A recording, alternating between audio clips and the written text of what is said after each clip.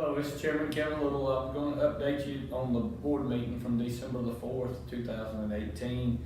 We had the meeting last night and had several items on the agenda. First was a recognition of John Webster. He's one of our lieutenants in the fire department. He got the National Fire Responder of the Year. That was very exciting. He had started the blood campaign here in the county where you went out and had to stop the bleed in several of your schools and on buses and just throughout the county and all the offices, and trained people on how to stop bleeding and such as that if you had any. And then I was able to get the kits that was put out there, and so he competed against people all over the nation, and he was the first responder of the year nationally. That's great to have Lieutenant John Webster as that to represent us here. And we had a few zoning actions. We had a conditional use.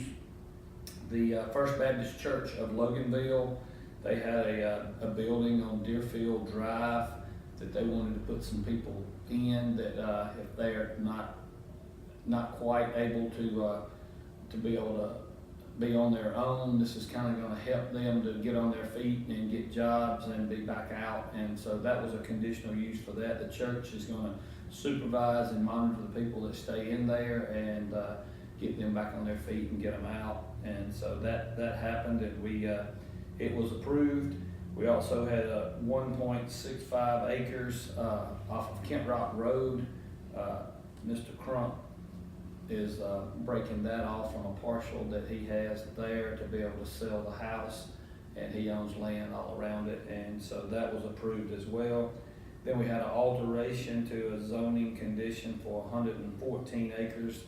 The Chandlers already own the farm. They already have a chicken farm there, but they did a conditional use a few years ago that would only allow them to have 2 chicken houses, and now they have a son that's come along and wants to add a couple of more chicken houses, so the conditional use was approved for them to allow two more chicken houses. And so we had some interesting items on the administrative consent agenda.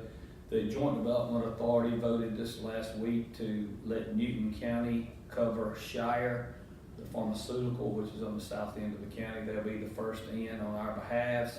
And so we had to upgrade our mutual and automatic aid with them to make sure that was going to be done. And then we have also agreed with the City of Social Circle on the automatic and mutual aid down in the area. There will be no dollars transpired between anybody. Everybody will just be kind of helping each other out and covering the areas that are in need. Our new Station 12 will be built in the near future, but we do have a temporary fire station set up at Hard Labor Creek Park, and so that's some of the couple of things that was on the consent agenda. We did do the resolution for the new splash that was passed in November, and so we got some projects that we will start drawing those funds in January, and so we'll be able to get some projects rolling out.